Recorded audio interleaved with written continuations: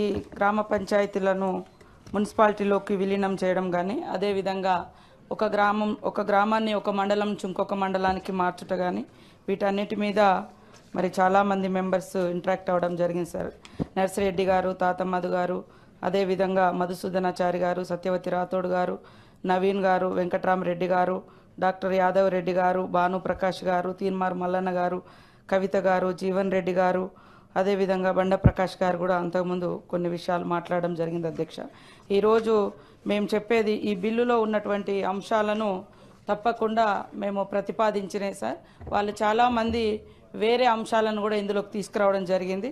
ఖచ్చితంగా మరి సభలో లేనటువంటి ఈ బిల్లులో లేనటువంటి అంశాలను కూడా తీసుకొచ్చారు కాబట్టి వాటిని కూడా మరి వేరే రూపంలో తీసుకొని పరిశీలిస్తామని తెలియజేస్తూ, అదేవిధంగా కొంత గ్రామ పంచాయతీలు కానీ కొత్తగా మరి మండలాల ఏర్పాట్ల గురించి అటు నుంచి ఇటు నుంచి అటు కూడా అడిగినరు.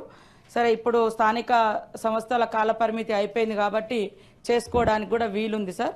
తప్పకుండా వాళ్ళు వేరే ఫామ్లో మాకు రిప్రజెంటేషన్స్ ఇస్తే మరి గ్రామాలు మార్చుడు కానీ లేదా మండలాలు అటు ఇటు మార్చుడు కానీ చేయడం జరుగుతుందని తెలియజేస్తా ఉన్నాం అధ్యక్ష. అదేవిధంగా తాతమ్మధు గారు పాల్వంచ, కొత్తగూడెం షెడ్యూల్ గ్రామాలు ఉన్నాయి, వాటి పట్ల జాగ్రత్తగా వ్యవహరించండి అని చెప్పడం జరిగింది.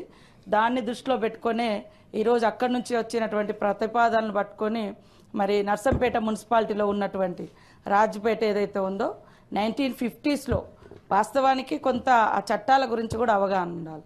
అటవీ ప్రాంతాలలో అప్పుడు రాష్ట్రపతి ఉత్తర్వుల మేరకు ఆదివాసీ ప్రాంతాలు ప్రధానంగా ఆదిలాబాద్ నుంచి అచ్చంపేట ఇటన్ని కొన్ని షెడ్యూల్ ఏరియాలుగా గుర్తించడం జరిగింది.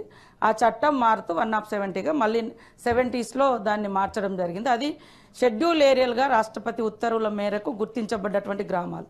తర్వాత సిటీస్ అయినాయి, రోడ్స్ వచ్చినాయి, పెద్ద పెద్ద పట్టణాలు అయినాయి, మున్సిపాలిటీలు అయినాయి, అవన్నీ మారుతున్నాయి.